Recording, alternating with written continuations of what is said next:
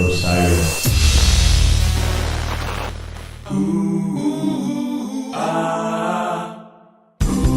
Under the scale, under the scale, under the scales.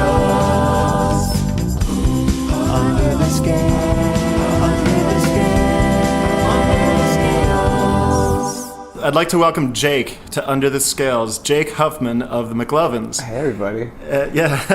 A good friend of mine, and I gotta say, just because this place warrants a mention, I know you're in podcast land, so you can't see this, but I'm looking at the Statue of Liberty from the 36th floor, right in Battery Park, and it's a beautiful apartment that a friend of Jake's and mine lent us for this purpose. So Thank you, Craig.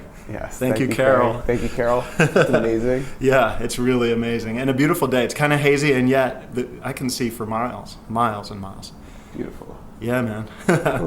So I want to say, Jake, of course, the drummer for the McLovins, maybe we should just take it back to when we met. Yeah. Because that was, I want to say 2009 or something along those lines. 2010, maybe? Yeah, when we actually met. Totally. Well, maybe we even go further back. Yeah, I think if we go further back, because, and it was just the anniversary of the M video, actually. I guess it was like November 30th, December 1st was around the time that it was posted. So the You Enjoy Myself video. Yeah, the one that started the McLovins. Okay, right. The McLovins love affair with the Fish audience. Yes. Because you were covering You Enjoy Myself. Exactly. And doing an amazing job. Thanks. And that was back when you guys were a trio and extremely young. Yes, we were very young, and that was pointed out very quickly when the video went viral. Hello, this is Tom. The You Enjoy Myself video that Jake and I are talking about was released in November of 2008.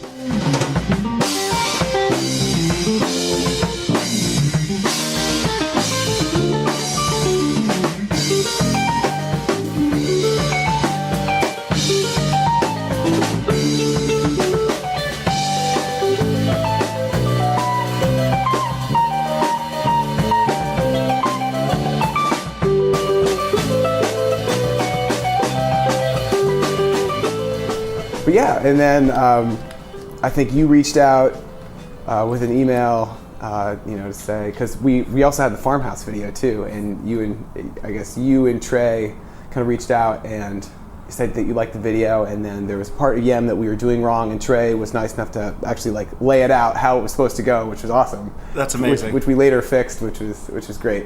When I saw it, I was blown away by you guys. But that's the kind of thing, I think that a woman was doing twist on the piano. So every now and then we get, cool covers. So he reached out to you, and then somehow we took it a step further and got to know you. Yeah, and I guess it was around 2010. You reached out to us. Carol actually had a Magic Johnson signed basketball, and she just posted a Facebook status, and I remember you hit her up. Because my son was playing basketball at the time. Yes, exactly. And she posted it was late at night, and you reached out to her on a direct message and said, I'll take the Magic Johnson. So I have now in my basement a Magic Johnson signed basketball, and my son's no longer interested in basketball. So if you want it back, you could have it. No, it's yours now. We mentioned her name twice now, so we might as well say that Carol, that you keep bringing up, or that I brought up, who is part owner, at least lives some part-time in this apartment, is your mom, and also mom. Kind of was, or maybe still is, partially a manager of She was a manager when it was the trio. Okay. That was the... And also back then you guys needed someone to drive you. And to get us in the bars, because we were 16 years old, they wouldn't let us in. So literally 16, and possibly even Jeff, the guitarist at the time, might have been 15. I believe when we first posted the video, we were 14, 15, and 16. Oh my gosh. Okay. I think it was that. All right. So already a very creative trio, and playing a Fish song. Of course, there were no keyboards. Right. So going back and listening to that You Enjoy Myself, there's a part where Paige is super featured, and Jeff is just doing the Trey's little pattern. And you're drumming. But you do it exactly the right number of times. And then boom, you go into the next part. It's really awesome. I love it. It holds up. So at that moment, you were friends with Fantasy Tour, right? Yes, Okay. yes. Well, we were abruptly thrown into Fantasy Tour.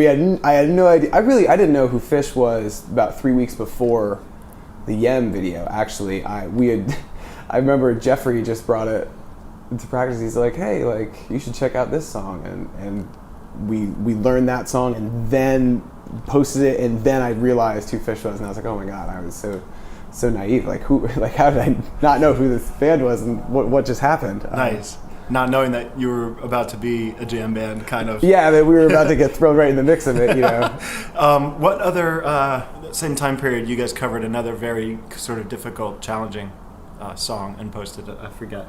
We did Harry Hood too. Okay, That was another Fish. Okay, awesome. We did the red one by John Scofield, and that was really tough. That was one of the toughest ones we did. Was that one Schofield with Medeski? Yeah, Martin Wood? Medeski, Yeah, okay. yeah. Again, you're missing keys. Yeah, there's a lot of missing. You know, and what it was is I think, and it worked because when you're a young musician, at least for me, when we played a lot of notes, so it was actually easy not to have that fourth member because we were already playing so many notes that there really wasn't any space for another thing. So I think that's why the sound felt like it was filled up, because we filled the space. You sure did, yeah. So, and already you were quite a creative band. You came out with, in 2009, an album called Conundrum, which is based upon the Phantom Tollbooth, the book Phantom Tollbooth. I went back and listened to some of that, and that's pretty interesting stuff. There's a lot of guitar, a lot of guitar. Yeah, it's very guitar solo. Yeah,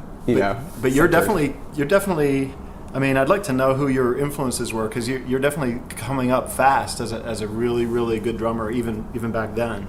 You know, back then, I was playing about 5 days a week at my high school, which was an arts high school for jazz drumming.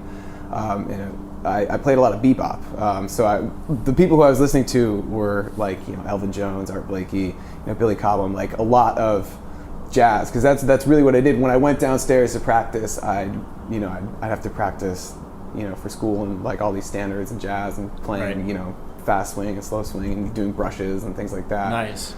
So that explains sort of your technique and your talent there was jazz based. I mean, Billy Cobham is so technically adept. And it's a lot of notes. It's a lot of ghost notes. It's a lot of, and I think that's why I like, you know, I transferred over to liking Fishman so much, because there's so many details. Oh, he sounds like two drummers. Yeah. When he plays. No, it's very, very hard to duplicate those beats. Just amazing. And you know, everything's super well thought out and very, very technical, but it doesn't feel that way when you listen to it, which is that's the amazing part about it. Yeah. Right. That's why it's incredible. So then you guys, you sort of progressed, and there was another album which was also the trio, right, of you guys, which was called Good Catch. Yes. And that's so. Looking you guys up a little bit, I see that happened in 2010. So you guys were like back-to-back albums. Yeah, and the albums, we recorded them, you know, live. There was no. You know, I think I did the vocals after, but I think they both took like 2 days to do. And right away, you possibly for want of anyone else, or just because it worked out that way, you were the vocalist. Yes. Yeah. Yeah. Really, what it was is at the beginning. I wanted to cover a Red Hot Chili Peppers song, Under the Bridge, and I started playing, and I was like, all right, who's going to sing? And then I quickly realized that if anyone was going to sing, like, I was going to be the one who had to try. So you, Jeff Howard, and Jason Ott, the bass player, were a trio, and you were starting to kind of tour a little bit. Yeah, we had just starting to think about getting serious about being a band. Yeah, exactly. We were playing more in not just the Northeast. We were starting to, you know, hit New York, and we were getting offers to play in other parts of the country. And we should say you're a Connecticut-based band. Yeah, Connecticut-based band. So majority of the time we'd play in Connecticut. We'd hit Burlington a lot. We'd hit New York, like all around the Albany area, a lot. And it was Massachusetts. And it was sort of it was a big deal. Some parents have kids that drive them around to do sports. Yeah. You guys had concerts, and like all your parents were there, and it was kind of cool. Yeah, it was really special how I think our parents saw that this was something that doesn't really happen to everyone, and it felt like we were in like a traveling hockey team. Like I feel like that's like because like hockey parents they drive everywhere, right. To do this. I got the team aspect sort of from it when I saw you guys when you were younger. Like one of the moms jumped in and was selling T-shirts. Exactly. Yeah, it was cool. Dad would do that. Carol would take. The dads were the roadies. Yeah, exactly. Yeah, my dad would like pack the van and get everything. And Greg started taping all the shows. Jason's dad. Oh yeah. Oh right. Right then, I guess Carol, your mom, was asking me a lot of questions. Now that we had sort of this relationship, she was asking me basic things along the way for an early band, what to expect, what to do, what do they need now, that kind of thing. Yeah. And I'm not in Fish, so I didn't necessarily have the answers. And yet we became good friends, and I loved to give advice when I could. The one thing that I was able to offer for sure was when Carol said, would you write a song with Jake, or the guys actually? And that sort of was the beginning of several sessions. Yeah, well that changed everything, I would say. That would be from that moment that we wrote Cohesive with Anthony. That whole process was like jumping into like a pool of really cold water where everything was just like, oh, wait a minute, like, whoa, this is something new. And then, being immersed, because the songwriting process, the moment that I'll never forget is when we were in the studio and it was late at night and we were doing the vocal tracks on Cohesive. And the way I was singing it, I was like going back to my old ways of how I would all sing it. And I remember you got on the microphone and you're like, you have to sing the song, like sing it with like the words, like, elongate the notes because it's a melody. And I remember that was the moment I was like, wait a minute, like... You had a mumble kind of. Yeah. And I love the mumble. You use it now artistically still. Right. We needed the chorus to hit a little bit harder. Yeah. And not to pat me or Anthony, ourselves on the back. I don't think we know, well, Anthony does. Yeah. But I don't think I know necessarily anything about songwriting per se, apart from the fact that I've written a whole shitload of songs, right? Which maybe means that I do. But in no means were we saying, this is how to write songs. But it was more like, let's write a song together, and maybe you guys could like get a couple pointers or something like that. Yeah. And it was really, really nice having kind of the young vibe in the studio with me and Anthony, the older dudes. And it was great. I remember it flowed really, really well. It did, and I don't think any of us knew what to expect. And I remember you and Anthony, you kind of had these words, and Anthony had this like little melody that was going down, and just seeing how it like got pieced together. And I remember when like the bridge happened, we changed the key. Because it was in a different key, and then we started singing it, and I remember being like, wait, like, you're really straining to sing this, like, why don't we change the key? And I was like, wait, you could just do that? You could just change the key? Like, I guess you can. And that's awesome. But that's amazing. So let's play Cohesive right now.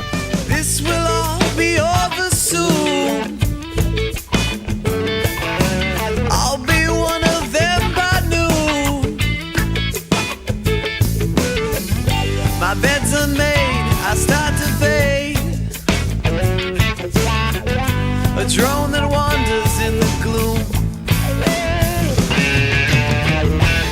And when the dark invades my mood, that's when I start to come unglued. And when my pieces get releasing, I need to feel cohesive.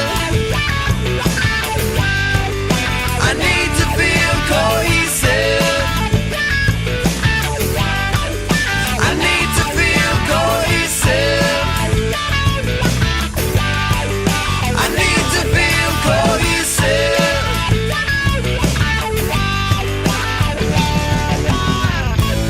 There was a time, days gone by, when we both drank a sip of wine and sang a song, voices low. Where are you now? I love to know. I love to know.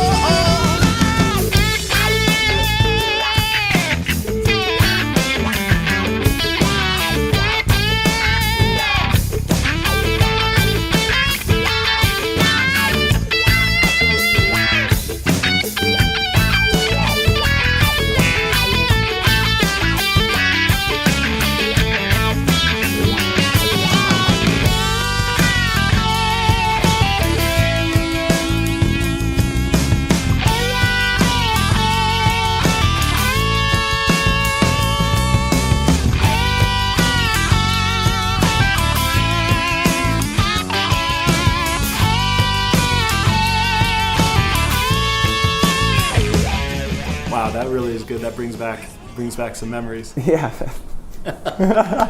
So the album that came out on was called Who Knows? Yeah, Who Knows? And that was released in 2012. Yep. And I have to say, so there's a song, so Cohesive kind of became something that you guys played a lot. Yeah, and it was like almost the hit of the time for the McLovins. Yeah, without a doubt. And at shows, we would, even years later, we would announce a song, and now for our, smash hit single, Cohesive. That's how we would preface it before we played it. There's a really incredible song that you and I wrote kind of together, and I remember I put the lyrics together really thinking about being in your head on stage, and and it was a thing that happened to me. It was eerily true. It was too real. It was awesome. Oh, I'm so glad that you had said that right away, that it rang really true, and that's why I think you may have been able to sing it so convincingly.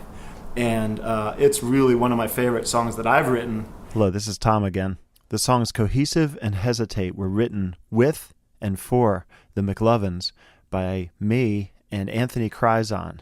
Anthony, as you might remember, was the guitarist in my band Amphibian, and he was also the guitarist for the Spin Doctors. Listen to the song Hesitate for a little bit of a Spin Doctors vibe. And the song we're talking about is called Hesitate. Yes. And here's a version that actually kept some of the Anthony guitar overdubs that you guys didn't have on your album. Oh, that's awesome. Yeah, they stayed on in this early version that I have. So here it is. Awesome. No one else can hear this version. Here it is right now.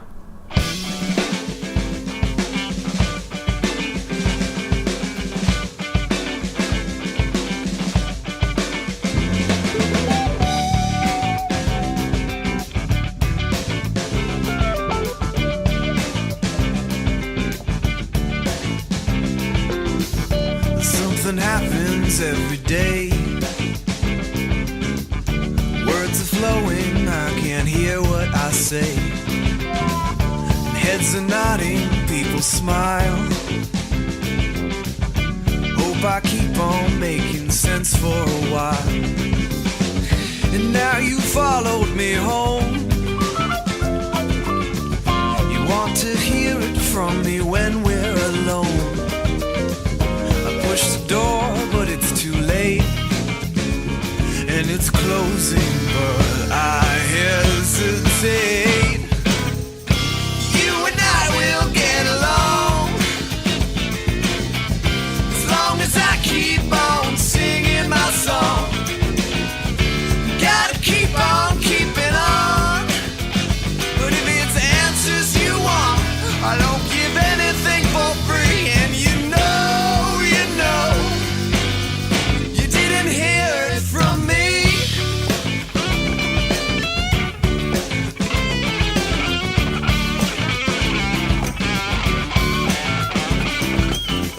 Communication from the road. You can't keep up, you say I'm talking in code. You sing along, I catch your eye. But off the stage you find the well has run dry. I know I have that reputation. A lot I say is getting lost in translation. I push the door, but it's too late, and it's closing, but I hesitate. You and I will get along,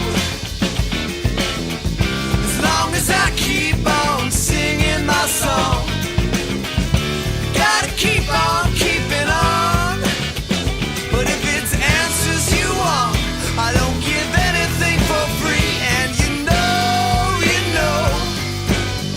you didn't hear it from me.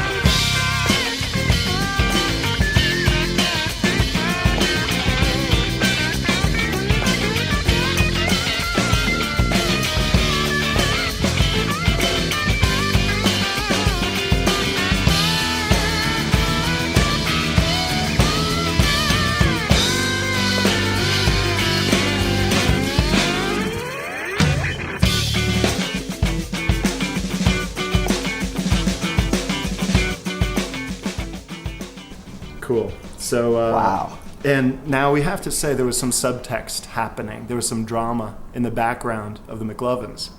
And this, Yes. like, everything changed for you again. Like, things constantly changed. Yes. I assume we talked about it when Jeffrey left. Yeah, Yes. you guys went from a 3-piece to a 4-piece. And Yes, yet, we did. In a weird way, that you were based on that sound, that guy, that prodigy, that guitar sound. And it was a decision that, honestly, like, none of us. I'm sure Jeffrey saw it coming, but I remember when I got the phone call, it was very calm. It was very out of nowhere, and it was, hey Jake, like, hey man, it was just like calling me like a normal phone call, like, hey man, like, I really can't do the band anymore. It's getting to a point where we're either gonna have to take it to this next level that I don't really want to essentially put in the effort for. I have other things I want to focus on. I think he was a junior in high school at the time, so it's totally understandable. And Jason and I are about to graduate.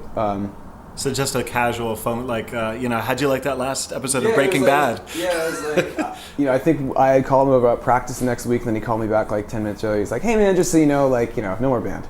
No more band for me. And honestly, like, I put down the phone, and I picked up and called Jason, and I was like, hey dude, like, so Jeffrey just quit the band.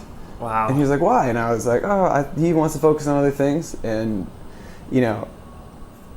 what was weird is that, I guess we had just started college. Like, Jason and I had just started our first semester of college. Right. He was at University of Hartford. And he's still in high school. Jeff's still in high school. Yeah, and Jeff was still in high school.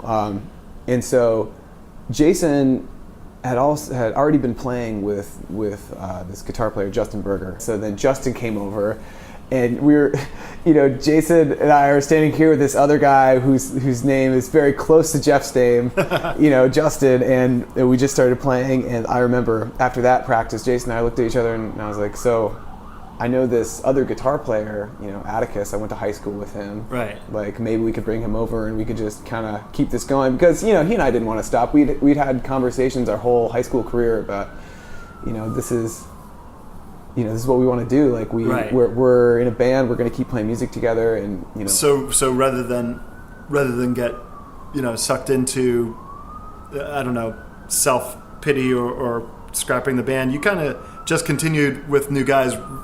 But and even with the same name, which is, to me, an opportunity to retool, because... Yeah, and, I wonder if I went back and we changed the name and started a new group, I wonder if that would have been a good choice for right then. But honestly, what happened and why I'm okay with how everything kind of played out now and how I kept it in my head is that we kept it under the same name. And essentially what happened is, everyone who was a big fan of Jeff, which is essentially our Northeast fan base, just kind of dropped off the bandwagon. Okay. And we were left with... Off the bandwagon, like literally. Literally, they just jumped right off. From the time of when Jeffrey, when we first posted that You Enjoy Myself video to the time when Jeff left, we had, we gained a lot of exposure, and we kind of collected a lot of people, to then come to our shows, and we made fans out of them, and we made, we had people who wore t-shirts to our shows, and like I could go to a Fish show and I'd see a bunch of McLovins t-shirts everywhere, and it was like really part of the Fish the Jam scene. Yeah. And really what it was is that the band changed so much so drastically, essentially overnight, because I remember our last gig with Jeffrey was on New Year's Eve, or the day before New Year's Eve, and the first gig with the new lineup was on New Year's Eve going over to the next year. So it literally was overnight. It was just this dramatic change. And wow. Well, I mean, I mean, it's a huge change, losing, like Carlos Santana from a band, and still calling it Santana. And one thing that I because he was McLovin. Oh yeah, I mean, yes. It became it. It was so like, we're talking about the movie Superbad, yes, the Seth Rogen movie. Well, I guess Seth Rogen wasn't even in it. It was who was that guy? Jonah Hill. Jonah Hill. Jonah Hill, and this guy created a fake ID and just stupidly to get liquor and put one name on the license, and it was McLovin.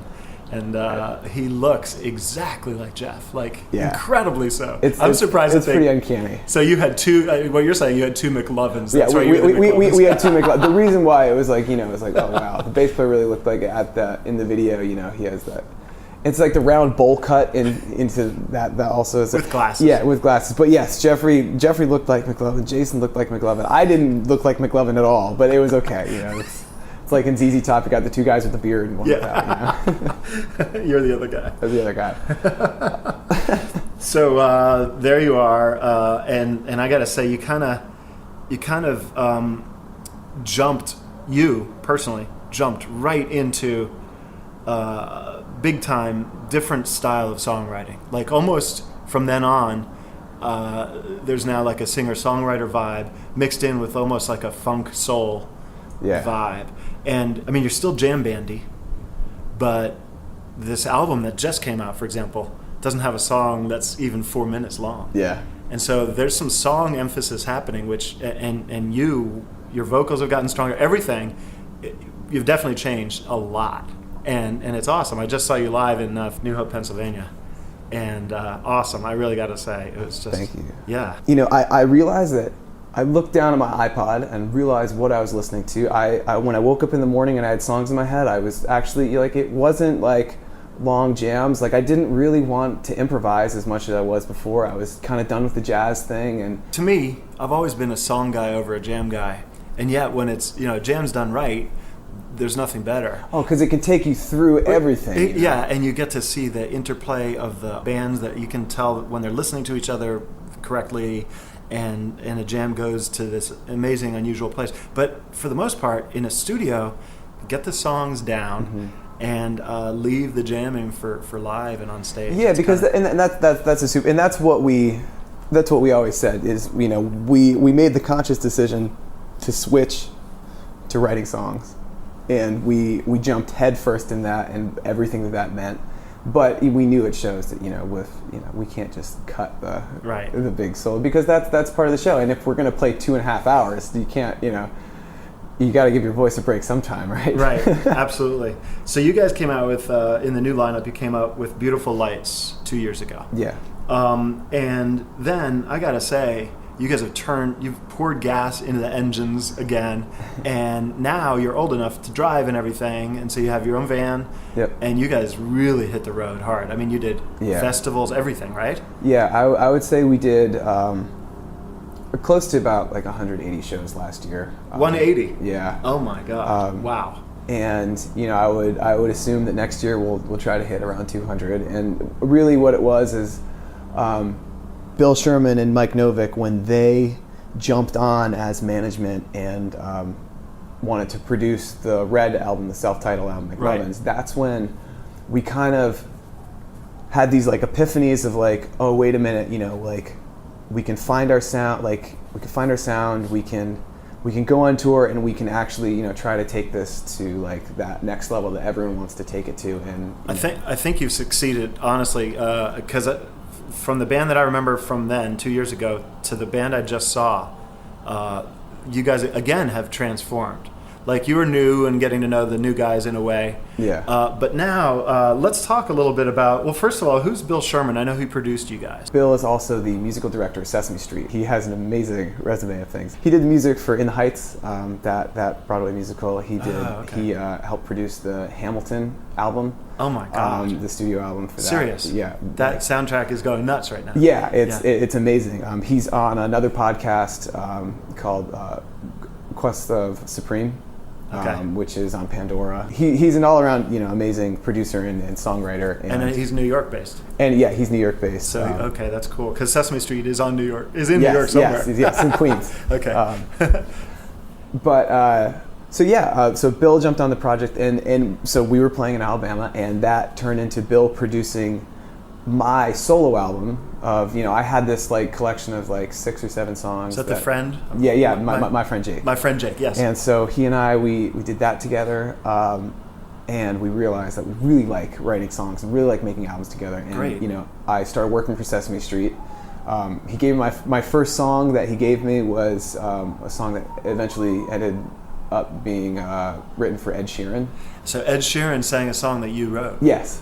Which on Sesame Street. Yeah. That's amazing. Which is amazing. And then, I've done a few other ones. Some of my Sesame Street classics are, I did a Bert and Ernie tune, Bert's Training Wheels. That's wonderful. D for Dinosaur. There's a whole bunch. It's funny that you have the Sesame Street relationship, because Trey, growing up, I remember his mom did as well. That's so funny. It's awesome. Yeah. Bill and you, fresh off of My Friend Jake and your Sesame Street collaboration, plunged headlong into this beautiful new McLovins album, which just came out. It came out 2015? 2015. Okay, yes. so last year, and that's what you're touring on still. Yeah, we're still.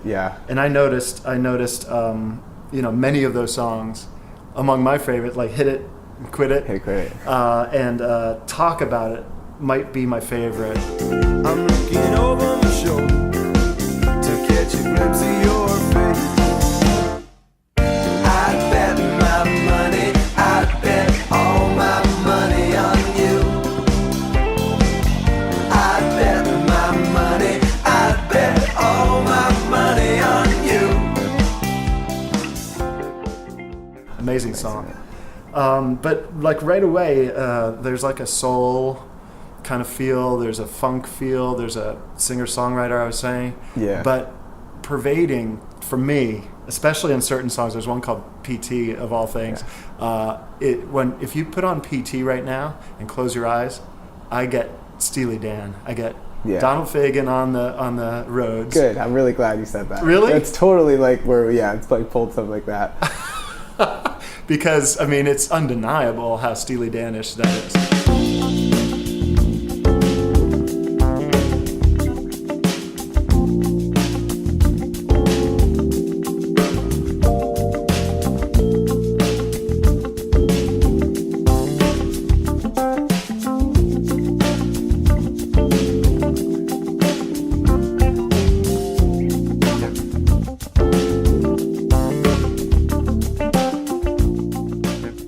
Is your whole band Steely Dan-ish?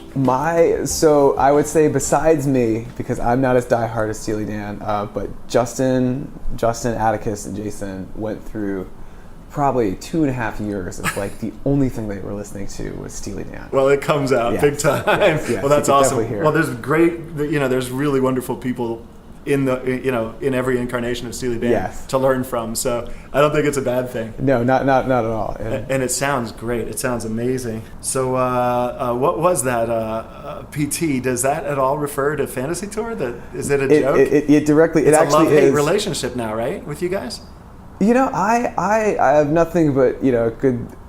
I have nothing but positive things to think about PT for how it has impacted things. I like anything on the internet. There's it's like South Park. There's like there's trolls out there, and there's people, but it is just I almost like it when there's a bunch of people who hate and then a bunch of people who like it, because it ends up kind of furthering itself, and it actually makes it more of a battle. It makes it more like important almost. I think there's so many haters that people kind of tend to take it with a grain of salt. And in fact, just the fact that it's being mentioned, it is the thing, mission accomplished, right? Yeah, exactly. Because people now, they can hear that something's phenomenal, or they can hear that something's horrendous. And just the fact that people are talking about it means that it might be worth checking out. Right. Yeah, that's how it is these days. Yeah, so, it's all good. And actually, PT, so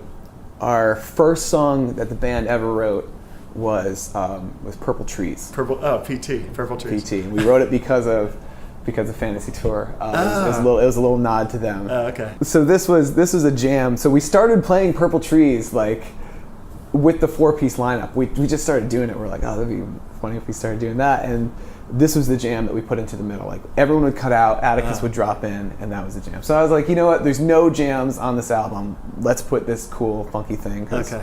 So in a way, a nod to the past. Yeah, exactly. That's nice. So you guys don't play. The foursome doesn't play much that the threesome played. Apart from that, then maybe. Yeah, we really at this point. I think And how about covers? We will do. I don't think I caught a cover. We'll do like a band song. Like we'll play like "Don't Do It." Well, that's Marvin Gaye, but we'll "Don't Do It" like the band version, and "Ophelia" by the band, and then we'll do like a West LA the one that we did for the jam bass. Nice. We did a Songs of Your Own series, and we just kind of did a funky version of it. So we'll do that sometimes if people like request that. Right. I got to say, your vocals have come such a long way. I've mentioned it before, but your voice is like a primary focus.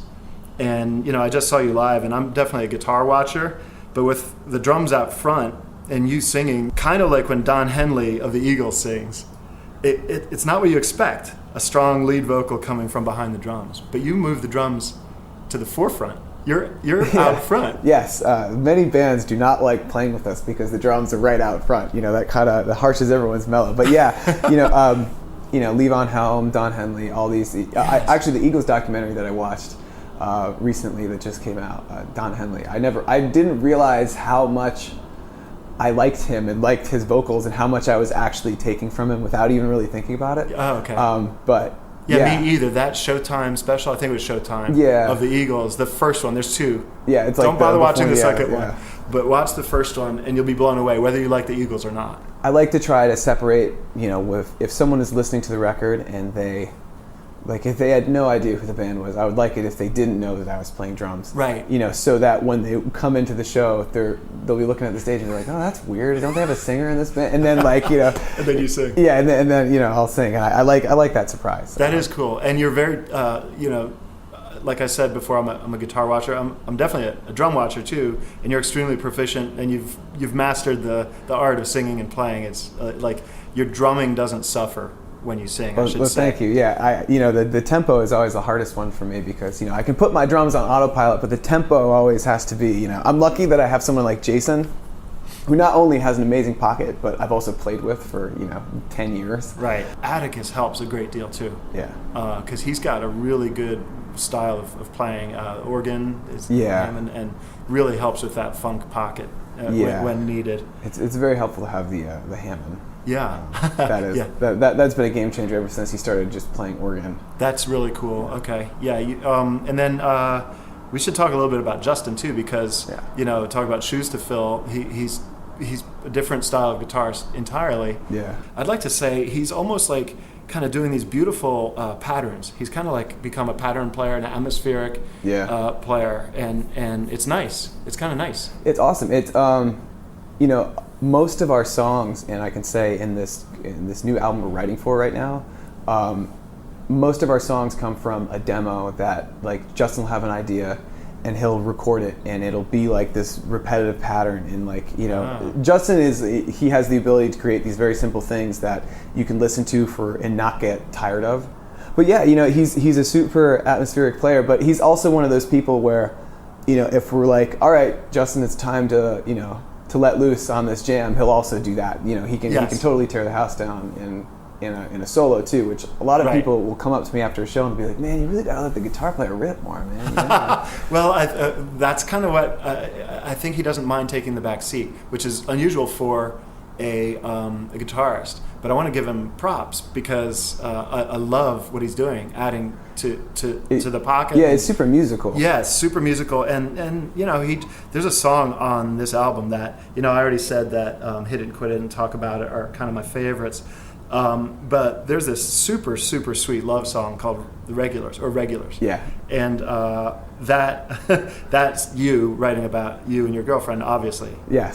Hi, Kara. Hi, Kara. Weed and protein powder, huh? Yes, weed and protein powder. I actually, I was thinking about your Cliff Bar line that you always talk about. So I have green tea and the Cliff Bar. Yes. You have weed and I have protein weed and powder. protein powder. That was funny. I was actually thinking about you when I wrote that. It's funny.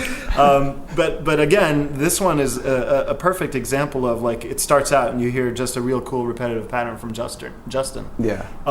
He's got a great solo in that song too. But the pattern are forefront there. It's great. They're like little earworms that just kind of. Yeah. It's great. I love earworms. So No umbrella when it rains. She runs about 10K a day. Blame it on weed and protein powder. But no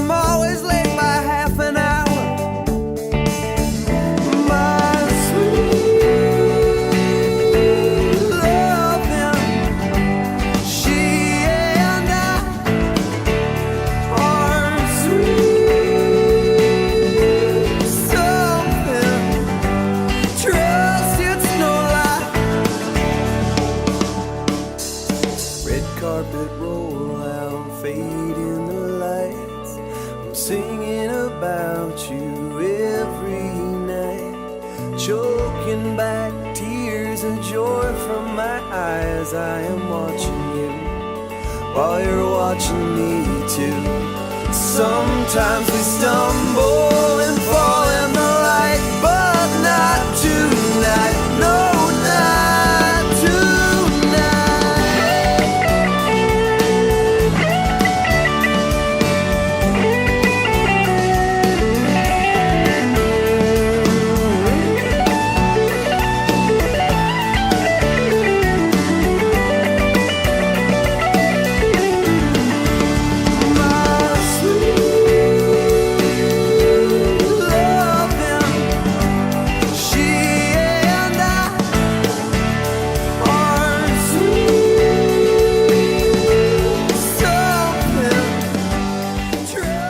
When do you start up again next year, 2017? We'll start out. I think we're going out to Colorado. Earlier part. I don't know if I'm supposed to say that, but whatever. Colorado. Yeah, so I think Colorado is where we're going to start, and then we'll go back down south like always. There you go. That's really cool. And I understand you're going to have a self-driving car take you everywhere. Yep, we're gonna leave it to Elon Musk.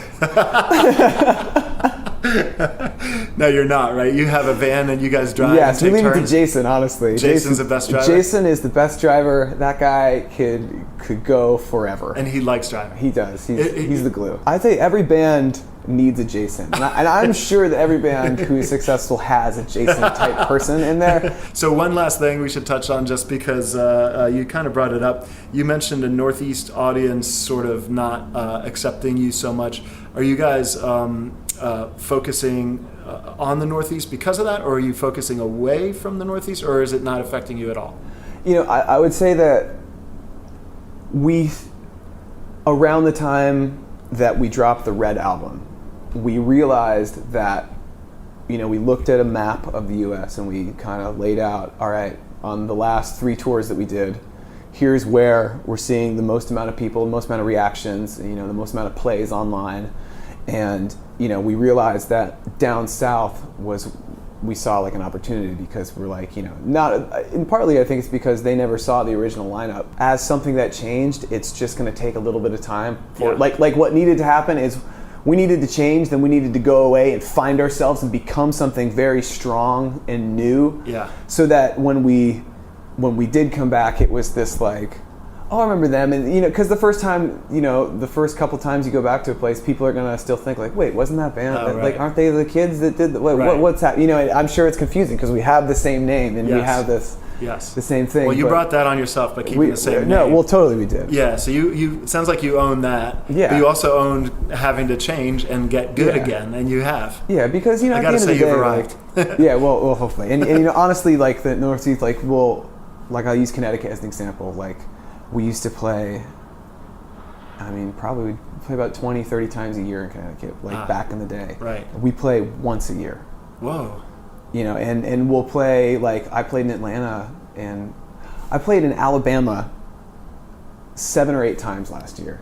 Wow. And I played in Connecticut once. That's incredible. That's a huge change for you guys. So are you starting to almost feel like you're becoming a Southern band and you might move there or anything crazy? We always make jokes with all the, because our booking agents from Georgia too. So, okay. Whatever we play with all the bands down there, we're essentially just a local, local Southern band who lives up north. There you go. Which is great, and that's fine. That's fine. Interesting. So are you guys all kind of New York central or centric, or still? The band's still Connecticut. Okay. I'm the New York guy. Oh, okay. I'm the one who lives. You work here. Yeah. I work here, and everyone has jobs and stuff. How does that work when you tour? Well, everyone has jobs that are lenient to the point where we're touring is essentially at this point in all of our lives, the band is number one priority. Okay. And I'm lucky because a lot of the jobs I do with Sesame Street and the lyricist things that I do, I can do on the road. That's fantastic. Which is very convenient. Right.